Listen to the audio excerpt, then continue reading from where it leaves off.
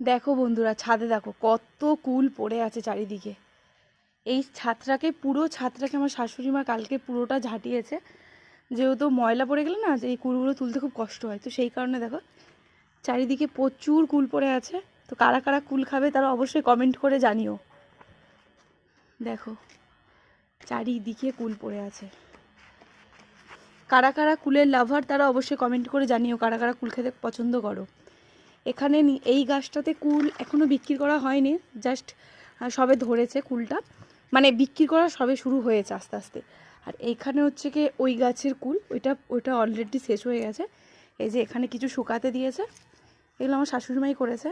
এই যে সব কুল দেখো কত কুল এখানে শুকাতে দিয়েছে।